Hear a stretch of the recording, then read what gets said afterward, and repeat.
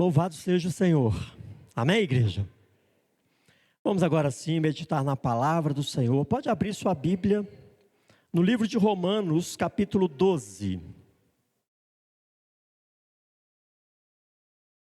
Livro de Romanos, capítulo 12. Antes de fazermos essa leitura, que será feita em versículos 3 a 8, quero te fazer uma pergunta. Enquanto você folheia as páginas de sua Bíblia, qual é o propósito de Deus para a sua vida? Qual é o seu lugar no corpo de Cristo? Queridos, todo ser vivo está inserido dentro de um plano maior, estabelecido pelo Criador, e possui papéis importantes a desempenhar na criação, desde a micro-organismos e macro-organismos. Tudo e todos estão inseridos num plano estabelecido por Deus. E nós temos uma tendência a pensar que quanto maior o ser vivo, maior o organismo vivo, maior a influência e o impacto que ele causa no mundo. Esse tipo de correlação é muito comum e também é assertivo. E diante disso eu quero te fazer uma outra pergunta. Qual é o maior organismo vivo na Terra? Qual é o maior organismo vivo na Terra? De repente alguém pensou na baleia azul. Lembrando aí de Moby Dick e outro, né? Flipper não, que é golfinho, né? Se você pensou na baleia azul, você errou. Passou longe da resposta certa. Não é a baleia azul. Por maior que ela seja, ela não é o maior animal vivo na Terra. Mas se você gosta de documentários relacionados à ecologia, à natureza, você possivelmente vai responder uma resposta muito próxima da certa. De repente você vai responder: pastor, o maior organismo vivo na face da terra é o fungo parasita. Já ouviu essa? Também chamado de cogumelo mel. Irmãos, os pesquisadores afirmam que este fungo, este cogumelo é o maior ser vivo na face da terra. Ele possui 3.800 metros de extensão e se encontra lá nas florestas dos Estados Unidos. Há pesquisadores também que afirmam que o maior ser vivo na face da terra é o chamado pando. Já ouviu essa? O chamado pando é uma coluna de árvores idênticas, geneticamente idênticas. São os álamos trêmulos, que se encontra lá no centro-sul de Utah, também nos Estados Unidos. É uma floresta enorme, geneticamente idêntica, por isso ela é tida como um ser vivo. Um único corpo, porque elas estão geneticamente idênticas umas às outras. E os pesquisadores, nada mais do que natural, ao estudar esses organismos, esses seres vivos, essas nuances da natureza, eles sempre vão ressaltar o valor e o impacto que estes seres provocam no mundo. Agora, o que os pesquisadores ignoram é que o maior organismo vivo na face da terra não é o cogumelo mel e nem o pando, é o corpo de Cristo. Este é o maior ser vivo na face da terra, o corpo de Cristo. E nós vamos meditar nessa noite, irmãos, em qual é o seu lugar neste organismo vivo, neste corpo de Cristo. E aí eu te pergunto, novamente, você sabe qual é o seu lugar no corpo de Cristo? Vamos meditar no que a palavra de Deus revela em Romanos 12, versos 3 a 8, a este respeito. Vamos fazer essa leitura? Eu lerei os versos ímpares e os irmãos em uma só voz e alta voz os versos pares, de 3 a 8. Porque pela graça que me foi dada, digo a cada um dentre vós que não pense de si mesmo além do que convém. Antes, pense com moderação, segundo a medida da fé que Deus repartiu a cada um.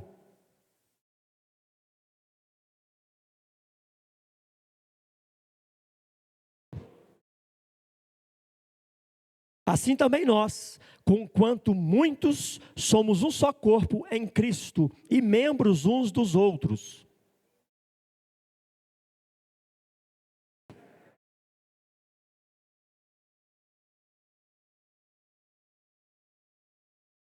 Se ministério, dediquemo-nos ao ministério, ou o que ensina, esmere-se no fazê-lo.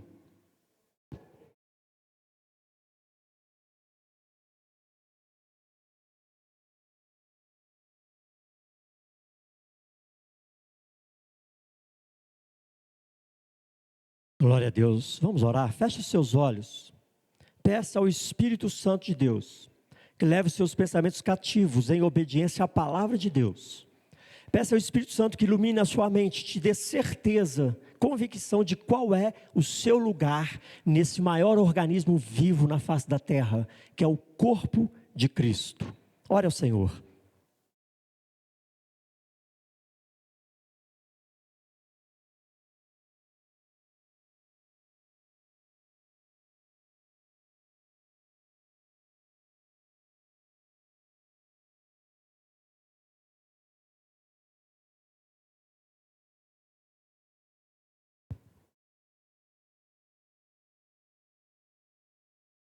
Pai, graças te damos pela tua palavra, que é lâmpada para os nossos pés, luz para os nossos caminhos.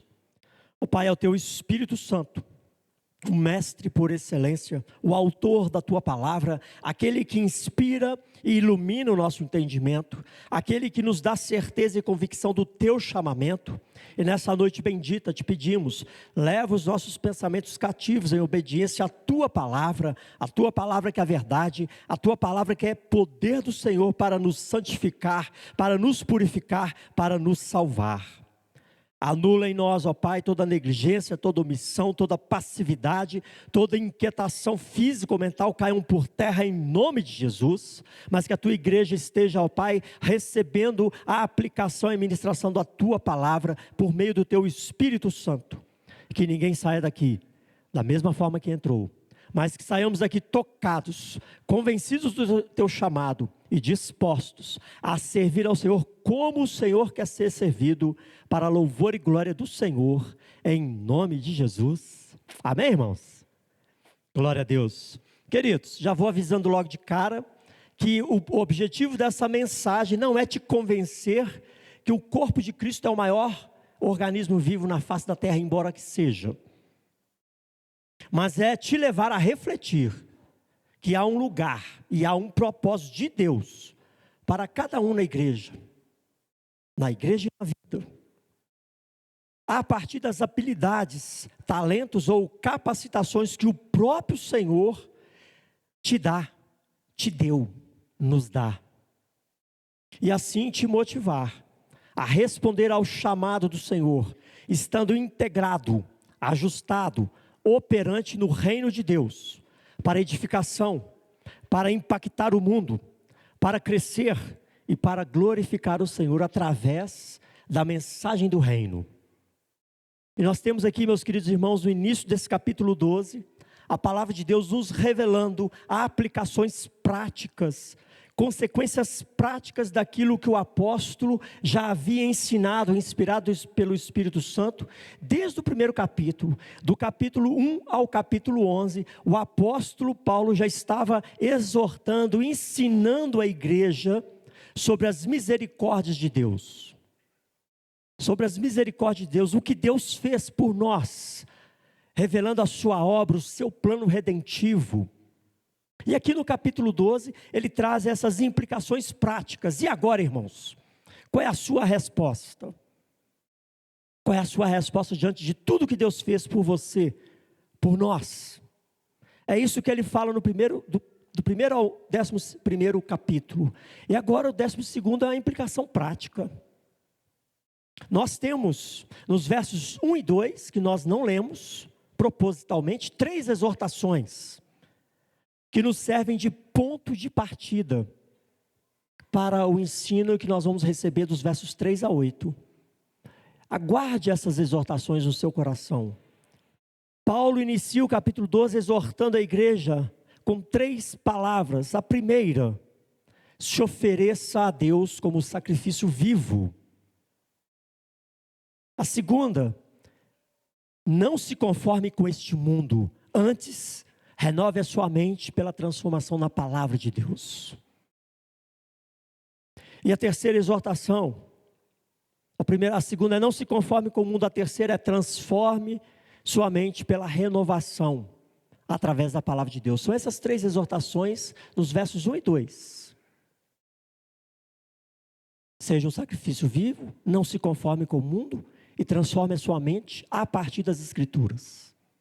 Guarde isso no seu coração. Esse é o ponto de partida para qualquer serviço, para qualquer entendimento que nós devemos ter a partir do verso 3 a 8. Precisamos guardar essas exortações sempre presentes em nossas mentes, guardá-las em nosso coração.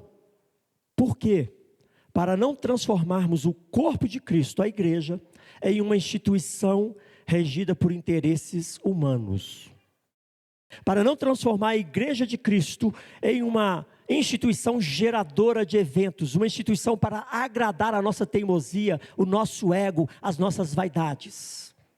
Para não transformarmos o corpo de Cristo em uma agência de entretenimentos. Ou pior, para não transformar a igreja do Senhor em apenas uma agenda de final de semana. O que é a igreja para você? Sua reflexão parte do ensino das Escrituras ou parte de sofismas e fortalezas, teimosias e vaidades? O que é a igreja para você? A igreja, irmãos, é um organismo vivo, o corpo de Cristo. É um único corpo espalhado por todo o mundo, através de seus membros. É um organismo vivo, que tem a responsabilidade dada pelo cabeça, o Senhor Jesus, de influenciar e impactar o mundo, de forma clara e intencional, através de quê? Não é do que eu penso, do que você pensa, do que nós queremos, é através do evangelho do reino, nada além, nada a menos e nada a mais. O evangelho do reino. Preste atenção. Você está inserido dentro de um plano muito maior do que você mesmo. Nós estamos inseridos dentro de um plano muito maior do que nós mesmos. Que plano é este? É a redenção de um povo escolhido por Deus, oriundo das várias raças, línguas ou culturas, chamados do meio das trevas dessa humanidade perdida. Este é o plano. E você está inserido neste propósito, neste plano, estabelecido pelo seu Pai, o seu Senhor. A vontade de Deus para mim e para você está dentro deste plano e nos exorta a correspondermos ao nosso papel no corpo de Cristo. E para tal, irmãos, nós recebemos um pacote de capacitações espirituais. Por isso, percebemos claramente uma relação da vontade de Deus para cada um de seus filhos com as suas respectivas habilidades e capacitações espirituais. Você quer entender qual é a vontade de Deus para você? Elas partem como ponto de partida os dons espirituais, as habilidades que Deus te deu. Partem desse propósito, desse alicerce. Esse é o ponto de partida. Paulo se refere a essas capacitações como dons espirituais. E eles nos são dados por Deus, de maneira soberana, graciosa, conforme a vontade dEle, para cada um de seus filhos, para cada cristão. Para quê? Para que possamos servi-lo. Esse é o propósito. Ou seja, você quer estar no centro da vontade de Deus? Sim ou não?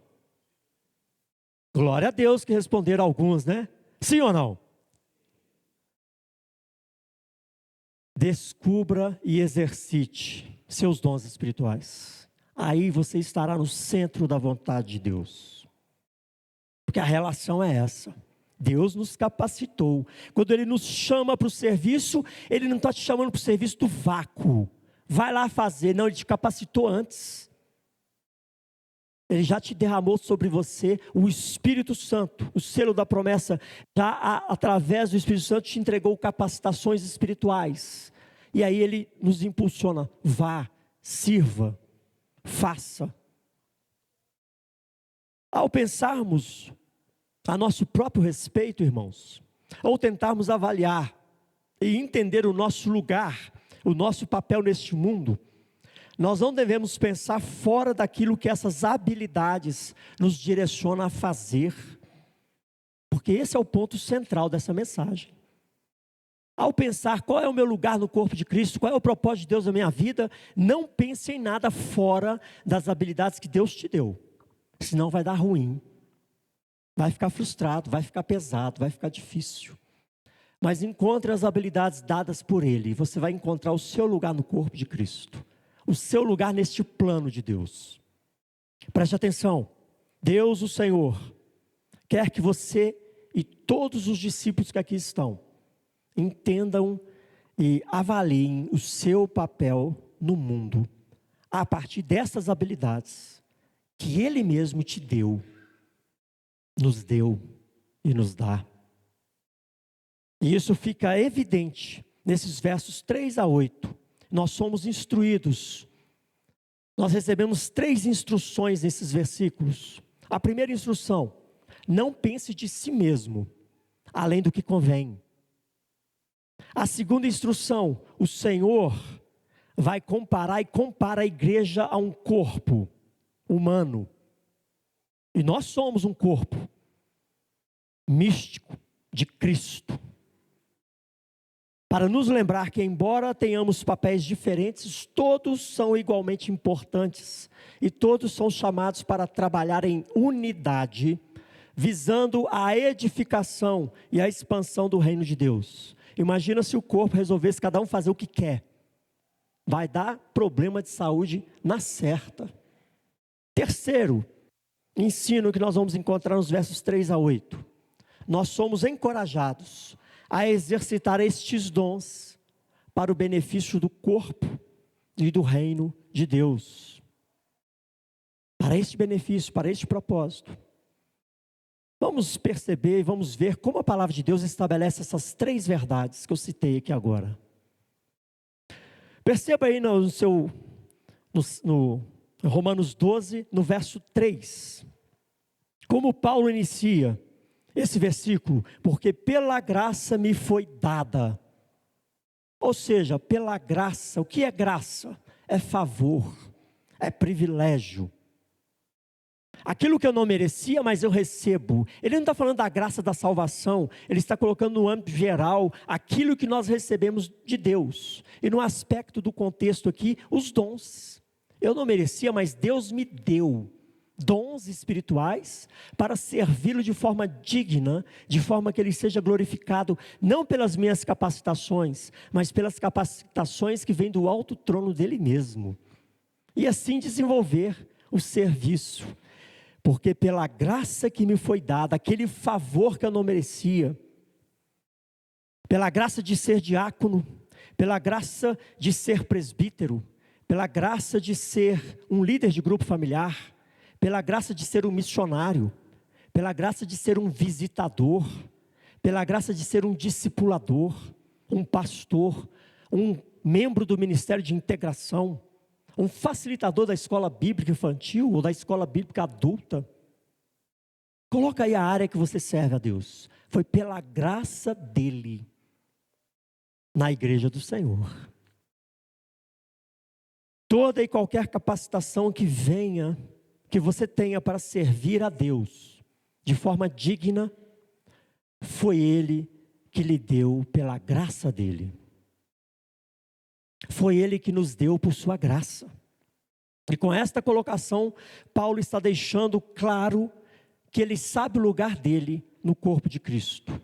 Ele sabe e entende que ele recebeu as suas capacitações pela graça de Deus, que ele é um servo de Jesus Cristo, e por essa graça, ele é o que ele é. E eu e você precisamos ter essa consciência clara, objetiva, assertiva. Romanos 1, versículo 1, Paulo inicia esse tratado de teologia da seguinte forma: Paulo, servo de Jesus Cristo, chamado para ser apóstolo, separado para o evangelho de Deus, consciência clara da graça que Deus derramou sobre ele, o propósito de Deus para a sua vida, o lugar dele no corpo de Cristo. E assim, consciente de quem é o Senhor e de quem ele é no corpo de Cristo, ele diz para toda a cristandade naquela época, nos dias de hoje e para toda a cristandade amanhã, através da palavra de Deus: porque pela graça que me foi dada, digo a cada um dentre vós, que não pense de si mesmo além do que convém.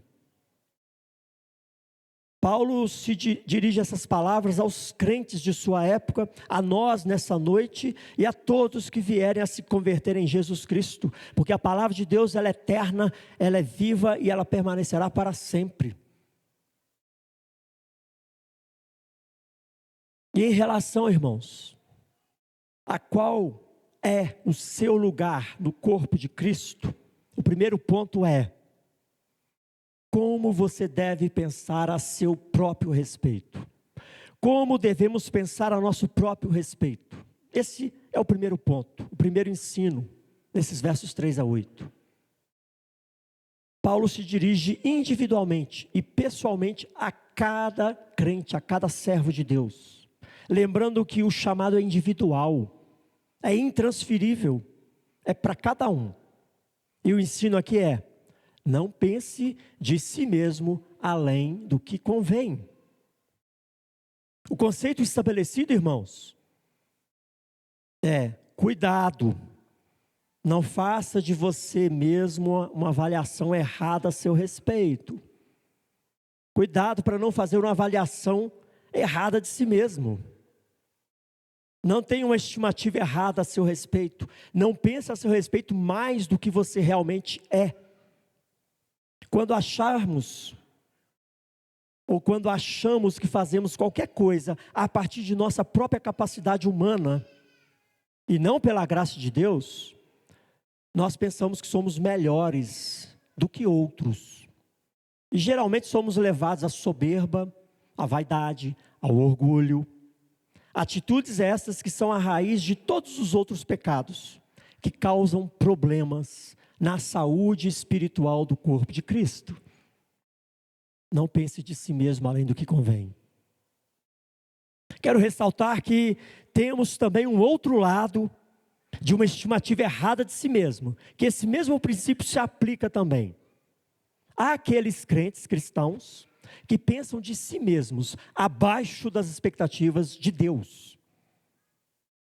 São aqueles que dizem assim: eu não tenho lugar no corpo de Cristo, eu não sei fazer nada, fulano faz melhor do que eu, chamo fulano, ninguém me ama, ninguém me quer, ninguém me chama para nada. Isso também é uma estimativa errada de si mesmo, é pensar além do que convém de si mesmo, tanto para cima quanto para baixo. Não devemos pensar além do que convém. Atitude esta que expressa respostas de uma mente não renovada pela palavra de Deus. Pessoas que pensam mais do que devem a seu respeito, ou aquelas que pensam menos que devem a seu respeito, ambas estão com um comportamento errado. Levam a desarmonia e o prejuízo na saúde do corpo de Cristo. E todos esses desequilíbrios, irmãos, começam com uma estimativa errada de si mesmo. Eu preciso tomar muito cuidado com isso, com esse tipo de expressão, com esse tipo de pensamento que nos guia e norteia toda a nossa caminhada. A solução é que cada um deve pensar de si mesmo com moderação. É o próximo ponto que Paulo orienta. Como eu devo pensar a meu respeito? Com moderação. Não pense de si mesmo além do que convém, antes pense com moderação. A palavra moderação significa equilíbrio, humildade, bom senso. Ou seja, julgar as coisas com entendimento. E de onde vem o nosso entendimento? De onde vem o nosso bom senso? Das Escrituras. Tudo isso está implícito na palavra moderação. Pense a respeito de si mesmo com equilíbrio. Pense a respeito de si mesmo com bom senso. Pense a respeito de si mesmo com humildade. Porque afinal de contas, se você desempenha papéis no corpo de Cristo, você o faz pela graça do Senhor, e é para a edificação do corpo, e é para a glória do Senhor. Portanto, pense a seu respeito com moderação. Entenda que esse mesmo princípio se aplica a respeito da forma como percebemos o outro. Já parou para pensar nisso? Como você enxerga o seu irmão em Cristo? Como você enxerga esses diáconos e auxiliares que estavam aqui à frente? O que você pensa a respeito deles? O que você pensa a respeito do seu líder de grupo familiar? O que você pensa a respeito dos seus pastores, dos seus presbíteros, de cada liderança da igreja? Esse princípio se aplica. Não pense além do que convém e pense com moderação. Queridos, prestem atenção nisso. Devemos avaliar e valorizar com humildade, com equilíbrio, com bom senso, a nós mesmos e aos outros. E ao avaliarmos os outros, ainda somos piores. Ainda somos piores. Por isso, surgem dentro da igreja tantos partidarismos, a tietagem gospel, preferências de lideranças, idolatrias a líderes, idolatrias a pessoas, comportamentos que são tão prejudiciais quanto desprezar, desvalorizar, não apoiar o serviço do outro. São tão destrutivos e prejudiciais. Quando você despreza o ministério ou o serviço de um irmão em Cristo, em fazendo isto, você está desprezando o próprio Espírito Santo. Quando você boicota o ministério de um irmão, você está boicotando o próprio Espírito Santo. Quando eu falo boicotar, é quando você rejeita ou não apoia, não sustenta. Você está rejeitando o próprio Espírito Santo. E isso é seríssimo. E uma clara demonstração de um pensar além do que convém, de um pensar que não foi renovado nas Escrituras, que não foi renovado no ensino da palavra de Deus. Há servos ou cristãos que só servem na igreja se eles estiverem em posição de destaque. Caso contrário, eles abandonam o serviço, se tornam até opositores de quem assume a obra, o ministério, a área da igreja, porque não servem a Cristo, mas servem a si mesmos, as próprias vaidades, o próprio status, o próprio orgulho. E é nesse sentido que essa exortação também se aplica, também nos orienta. Por isso o apóstolo e a palavra de Deus nos exorta: digo a cada um dentre vós que não pense de si mesmo além do que convém, antes pense com moderação, segundo a medida da fé que Deus repartiu. Mais um ingrediente: medida da fé. O que é essa medida da fé pela qual devemos avaliar a nós mesmos e aos outros? A fé, irmãos, é a porta de entrada para o reino de Deus. E é pela fé que nós somos agraciados com o Espírito Santo de Deus, o qual nos dá dons, habilidades, capacitações para servir ao Senhor. Quando cremos em Jesus Cristo e nascemos de novo, Deus reparte dons para todos os seus filhos, todos aqueles que se converteram em Cristo Jesus. Olha que coisa linda, irmãos. Quando somos tocados e nos convertemos, somos tirados das trevas para a luz. Além disso, nós recebemos os benefícios da justificação. Nossos pecados são perdoados em Cristo Jesus, porque Ele nos justifica. Além disso, nós somos adotados como filhos de Deus, pecados perdoados. E além de tudo isso, você ainda é agraciado por Deus com dons espirituais para servi-lo, para glorificá-lo. Isso é lindo demais. Essa é a graciosa obra de Deus em nossas vidas. Você se torna membro do corpo de Cristo. E como membro deste corpo, você tem papéis a desempenhar. E para isso Ele te capacitou para poder servir, contribuir diretamente, indiretamente, com a expansão do reino de Deus. E Deus faz isso em medidas diferentes. Entenda esse aspecto, irmãos. Deus faz isso em medidas diferentes para cada um de nós. Você recebe alguns dons, outros irmãos recebem outros dons. Alguns recebem habilidades com determinado grau de intensidade, de capacidade. Aquela mesma habilidade é dada a outros num grau superior. O fato é que todos nós recebemos habilidades da parte de Deus para servi-lo. E como eu já disse, nós somos capacitados de forma distinta e diferente. E eu preciso ter essa compreensão. Perceba que a medida da fé aqui, irmãos, não é o tamanho da fé salvadora em Jesus Cristo, mas é simplesmente a consciência que você desenvolve a respeito desta revelação de Deus, a consciência que você tem a partir do ensino das Escrituras. Fé é certeza e convicção daquilo que nos é revelado. Essa é a medida da fé. A consciência que você tem dos dons espirituais que Deus derramou sobre a sua vida. Como devo pensar a meu respeito? Como devo pensar a respeito do outro? De forma moderada, de forma consciente e ciente das habilidades que Deus me deu e das habilidades que Deus não me deu. Consciente das habilidades que Deus deu ao meu irmão e das capacidades que Deus não deu ao meu irmão. Isso é a medida da fé, essa consciência clara, para julgarmos, avaliarmos as coisas com bom senso, sobriedade, equilíbrio, moderação. E nós precisamos entender isso, irmãos, para mantermos a humildade, porque sozinho ninguém faz nada. Ninguém faz a obra de Deus sozinho. Somos um corpo e precisamos uns dos outros. Completamos uns aos outros. Isto é pensar na medida da fé que Deus repartiu a todos. Queridos, preste atenção nisso.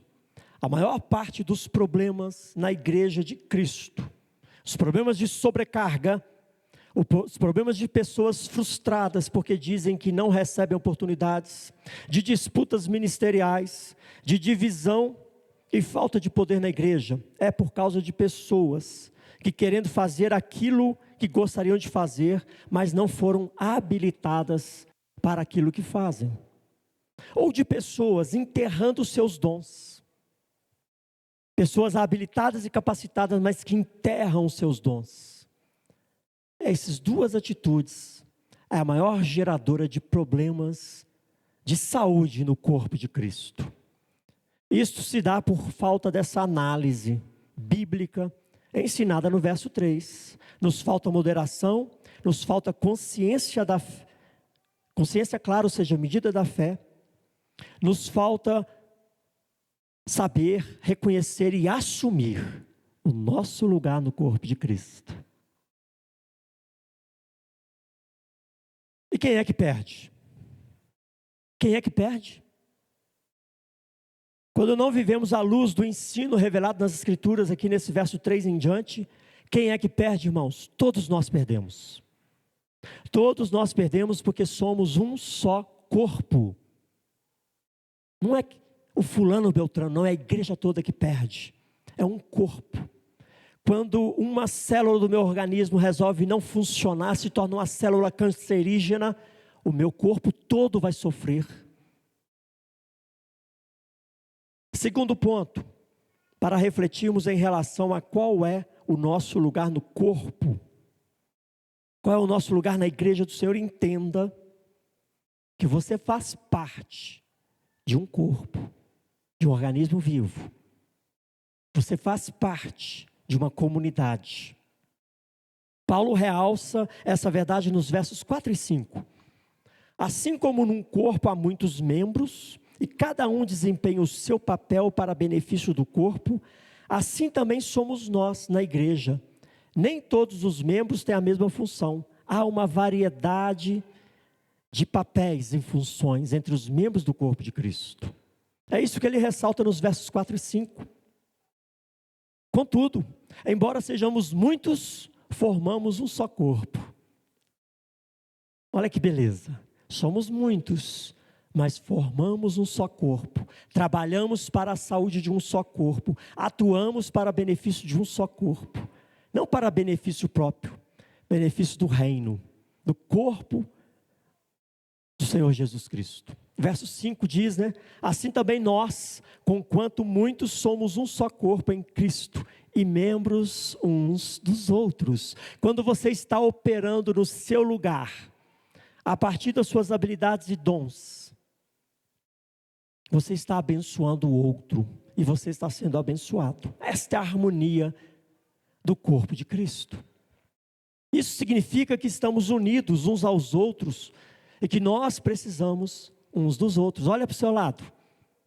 Você precisa dessa pessoa atuando dentro dos seus dons, para que ela seja um canal de bênçãos na sua vida.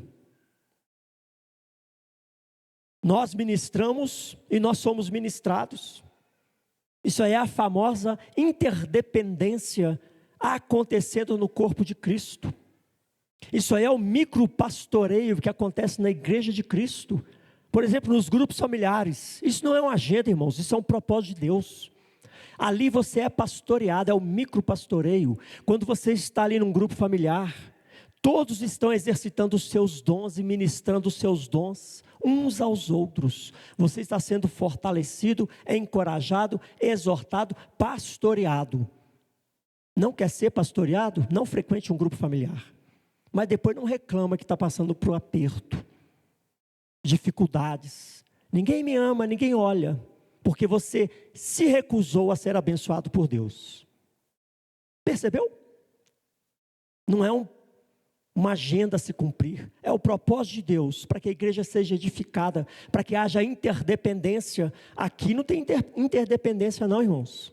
A multiforme graça de Deus não está atuando como poderia atuar nesse momento. Ela atua na interação do corpo de Cristo. É ali que a multiforme graça de Deus está atuando.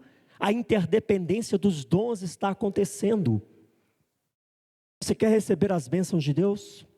Esteja próximo. Esteja inserido e atuante no corpo. Devemos perceber aqui nos versos 6 a 8, irmãos, Paulo lançando um contraste. Somos um só corpo, porém cada parte deste corpo desempenha um papel diferente. E este papel é propósito de Deus para abençoar a cada parte. Verso 6 diz assim: tendo porém diferentes dons, segundo a graça que nos foi dada. E assim, ele está descrevendo várias funções dentro do corpo de Cristo. Por mais que você se ache capaz, por mais que você seja capaz no Espírito Santo, porque sem Ele nós não somos, não desmereça o papel do outro e nem supervalorize o seu papel. Lembre-se, você é um dentre muitos, um corpo.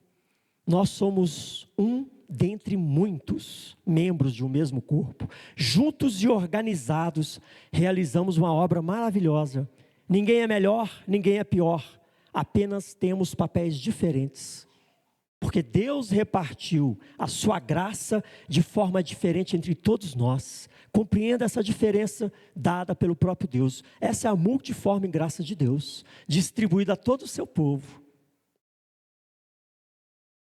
Terceiro ponto que nós precisamos refletir em relação a qual é o nosso lugar no corpo de Cristo. Entenda que o Senhor Jesus nos encoraja a servirmos a Ele dentro e fora da igreja. A igreja é local de treinamento, de exercício, de fortalecimento, de encorajamento. Mas você não serve aqui dentro dessas quatro paredes somente. O verso 6 a 8 revela que nós devemos exercitar esses dons espirituais recebidos da parte de Deus, com zelo, com dedicação, oferecendo-se como sacrifício vivo. É isso que significa essa expressão, irmãos. Isso não é expressão bonita para a gente cantar no louvor, não. Isso é uma expressão bonita para a gente viver. Ofereça-se como sacrifício vivo a este irmão que está ao seu lado, a esta irmã que está ao seu lado. E ele passa a citar alguns exemplos práticos de como é isso, com uma lista restrita de dons, 7 dons. É uma lista que não é exaustiva. Ele cita apenas 7 dons espirituais. Há outras listas de dons espirituais no Novo Testamento. Ele cita aqui alguns versos 6 a 8. Acompanhe a leitura. Tendo, porém, diferentes dons, segundo a graça que nos foi dada, se profecia, seja segundo a proporção da fé. Se ministério, dediquemo-nos ao ministério. Ou o que ensina, esmere-se no fazê-lo. Ou o que exorta, faça-o com dedicação. O que contribui, com liberalidade. O que preside, com diligência. Quem exerce misericórdia, com alegria. Ou seja, Paulo está demonstrando com a citação desses dons e a forma como eles devem ser usados, nos mostrando que exige-se de nós zelo, dedicação, que se você se ofereça como sacrifício vivo na obra do Senhor. Esse é o propósito. Por isso ele não explica detalhadamente os dons. É para nos chamar essa atenção. Precisamos ter zelo, sermos dedicados e entendermos que o serviço é em amor, sem esperar nada em troca. Isso é sacrifício vivo. Com isto, Paulo está mostrando aqui, irmãos, que é necessário, o que é necessário para que você experimente a boa, perfeita e agradável vontade de Deus, de forma prática, de forma orgânica. Guarda essa palavra. Como você vai receber a bênção de Deus de forma orgânica?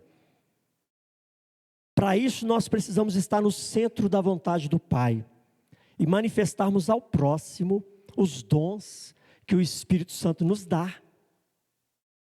Desta forma nós somos um instrumento desta boa, perfeita e agradável vontade de Deus.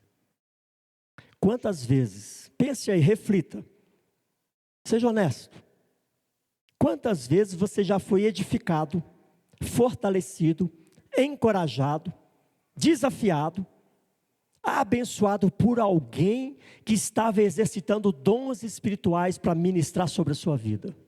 Quantas palavras de sabedoria, de encorajamento, de discernimento você já recebeu por pessoas sendo usadas pelo Espírito Santo em seus respectivos dons espirituais? Captou a ideia? É assim que a bênção de Deus se manifesta, de forma orgânica, no dia a dia do corpo de Cristo. Quer receber isso com intensidade? Frequente um grupo familiar, esteja numa escola bíblica dominical, participe assiduamente dos cultos, receba a ministração e seja um ministro da graça de Deus que lhe foi dada através de dons espirituais. Pense nisso. Deus tem um propósito e um lugar para você na igreja dele. Envolva-se, descubra-se, ofereça-se como sacrifício vivo. Com isso eu quero deixar 3 lições para a nossa reflexão. Não esqueça essas lições, anote isso. Se você não trouxe material para anotar, reveja a mensagem, anote essas lições. Esse é o ponto de partida para toda a sua caminhada cristã. Primeira lição: Deus tem um lugar no corpo de Cristo para cada um dos seus filhos. Cada crente em Cristo Jesus tem um lugar para servir no corpo de Cristo. Este lugar tem íntima relação com o propósito de Deus para a sua vida e se revela através dos dons espirituais. Eu não sei qual é o propósito de Deus para a minha vida. Ou em outras palavras, você está dizendo que ainda não sabe quais são os seus dons. Se você entender quais são os seus dons, esse é o propósito de Deus na sua vida, na igreja e no mundo. Segunda lição: para que você desenvolva o propósito de Deus na sua vida, você precisa se envolver no corpo e se comprometer a servir a partir destes dons que Ele te deu, a partir destes dons que você recebeu pela sua graça, e assim você se torna parte do mover de Deus. É assim que um ser humano se torna parte do mover de Deus na terra, através dos dons que ele recebeu do próprio Deus. Terceira lição: não faça comparações, nem para melhor e nem para pior, a seu respeito ou a respeito de nenhum outro irmão em Cristo. Lembre-se, somos um corpo, cada um tem o seu lugar, o seu valor e a sua importância. E Deus exige de nós unidade, suporte mútuo, serviço mútuo e principalmente cumplicidade. Se você não olha para o seu irmão e para a sua irmã com esse olhar de unidade, de suporte mútuo, de servir mutuamente, de cumplicidade, mais dia menos dias você vai desprezar, você vai menosprezar, você vai desconsiderar. A igreja é um corpo. E Deus quer unidade entre nós, cumplicidade, respeito, amparo entre nós, pois somos membros do mesmo corpo. Cada um é um instrumento usado pelo Espírito Santo. Por isso, no que depender de vós, qual é o versículo? No que depender de vós, não é esse não, vou parafrasear. No que depender de vós, a igreja será edificada. Amém, irmãos? O original fala: no que depender de vós, tenha paz com todos. Mas querido e querida, no que depender de vós, edifique a igreja, o corpo de Cristo, através dos seus dons, dos seus talentos. Corpo de Cristo, o maior organismo vivo na face da terra, impactará culturas e nações para a glória do Senhor através da sua instrumentalidade. Amém, irmãos? Amém ou não amém? Quando a gente pergunta, concorda, você não fala nada, fala assim: esse aí está longe, hein? Entenderam, irmãos? Porque a importância da resposta. 3 lições, 4 aplicações. Tem aplicação também. Aplicação é coisa prática. Você já tem as lições, já tem o ensino, agora como aplicar tudo isso? Primeira aplicação: como descobrir o meu lugar no corpo, como viver essas 3 lições que foram passadas através da palavra do Senhor. Primeira aplicação é a mais importante de todas. Capta a ideia. Você está disponível para servir a Deus? Esse é o maior problema dos crentes de hoje em dia. O crente não tem tempo para Deus. Nem o domingo, que é dia do Senhor. Cadê os 400 membros dessa igreja? Segura a puxada de orelha aí, você que está assistindo. Cadê? Jesus fez tudo o que fez. O que nós devolvemos? Mal. Uma palavra meia boca de gratidão. Esteja disponível. Não temos crentes dispostos a servir. Temos crentes querendo ser servidos. Essa é a primeira aplicação. Libere a sua agenda. Deixe de se embaraçar com as coisas desse mundo. Domingo é dia do Senhor. Não é para você estar em outro lugar, é para você estar aqui. Esteja disponível para estar num grupo familiar, desenvolvendo os seus dons, ministrando aos seus irmãos. Esteja disponível para estar na escola bíblica, para estar na igreja aprendendo a como servir. Nós não nos colocamos à disposição e por isso nós não servimos. E quando há oportunidade de servir, a gente foge por medo, por insegurança, porque não nos alimentamos. Não estávamos disponíveis para ser treinados, para ser capacitados. E assim nós arrastamos, ano após ano. Quantas vidas você já evangelizou até agora? Quantas pessoas você seriamente evangelizou? Quantas pessoas você deu uma palavra de sabedoria? Ou por quantas pessoas você pelo menos orou intencionalmente e de forma dedicada? Primeira lição: esteja disponível. Se a agenda está apertada, libere essa agenda, porque a sua vida pertence a Jesus Cristo. Senão você não é discípulo. Se a sua vida é para o mundo, você não é de Cristo. Esteja disponível. Segunda lição: se você ainda não descobriu o seu lugar no corpo de Cristo, envolva-se com a vida da igreja. Nós temos 3 momentos macro da igreja: culto, escola bíblica e grupos familiares. São os 3 momentos macro. Envolva-se neles, porque ali você é treinado, você é orientado, você é ministrado, você é fortalecido. Se você viver de domingo a domingo, às vezes até mensal, você não vai servir, porque você não está disponível, você não está envolvido na vida do corpo de Cristo. Esteja envolvido nesses momentos, para que você entenda, amadureça e ministre. Tenha a oportunidade de ministrar, de desenvolver os seus dons. Irmãos, eu só dou exemplo da minha vida quando é um exemplo que vai edificar e tem a ver com o ensino da palavra. Porque eu não tenho o propósito de ser conhecido por ninguém. Quem tem que ser conhecido é Jesus Cristo. E dentro desse assunto, irmãos, há 20 anos atrás, quando eu cheguei na igreja, 25 anos atrás, eu tinha muita insegurança, timidez. Aí me chamaram para dar aula na escola dominical, porque perceberam em mim dons na área de ensino. Sabe qual foi a minha primeira resposta? Estou dentro. Sabe qual foi a minha segunda palavra? Espírito Santo, me capacita porque eu estou indo. A primeira resposta de muitos é: não posso não, tem tempo não. Você está disponível? Você quer servir? O Senhor é o seu Senhor? Ou você faz aquilo que você gosta e quer? Se não for do meu jeito, eu não estou fora. Isso aí eu não gosto não. Não é o que nós gostamos, é o que Deus chama para fazer. Quando me falaram de pastorado, não fui eu que pedi não, irmãos. Eu nunca pedi para ser facilitador de escola bíblica, para ser pastor, para ser nada na igreja. As pessoas, você tem dom nessa área. Presbíteros, você tem chamado para pastor, é mesmo? Vou orar, se Deus direcionar. Fui fazer a prova do seminário, não estudei nada para a prova. Tive uma nota acima da média. Passei. Foi vontade de Deus.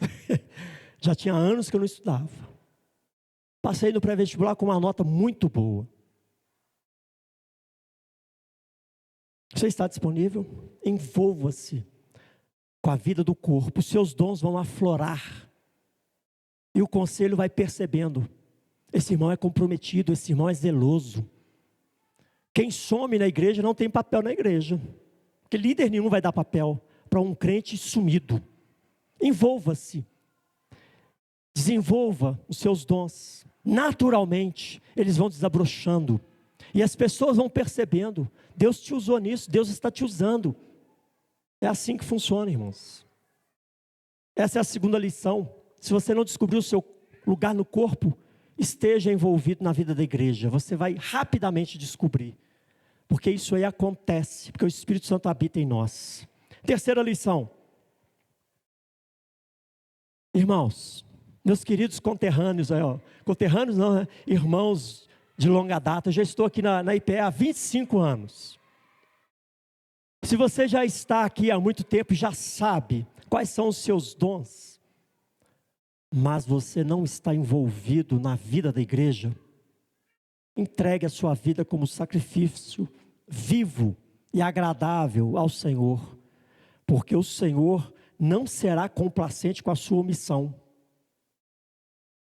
O Pai não é complacente com a sua omissão. A parábola dos talentos nos alerta sobre isso. Captou a lição? A terceira? Quarta e última lição. Entenda que os dons ou habilidades que o Senhor nos dá não são para uso exclusivo nas programações da igreja, mas para onde quer que você esteja. Seja um instrumento de Deus no seu dia a dia. Seja um instrumento de Deus no seu dia a dia. Os dons, os talentos não são exclusivos para esse momento, mas para a vida. Você é servo de Deus 24 horas por dia.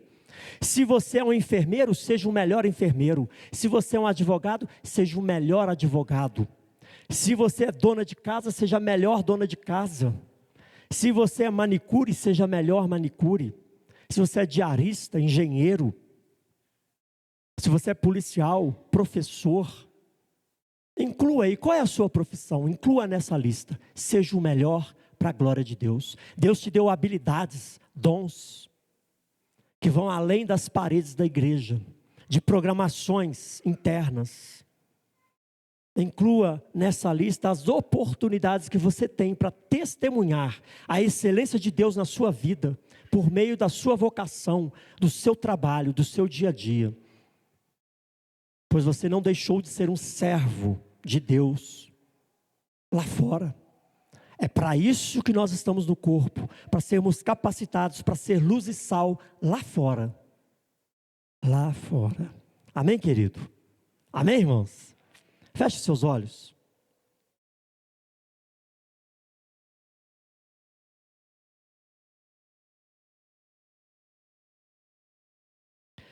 Pai, graças te damos pela tua palavra, que é lâmpada para os nossos pés. Aplica essa palavra em cada coração. Desperta quem dorme. Aviva a tua obra. Não permita que a igreja do Senhor seja uma igreja omissa, apática, passiva, negligente. O Senhor nos dá dons, capacitações, para que o teu nome seja glorificado em nós e através de nós.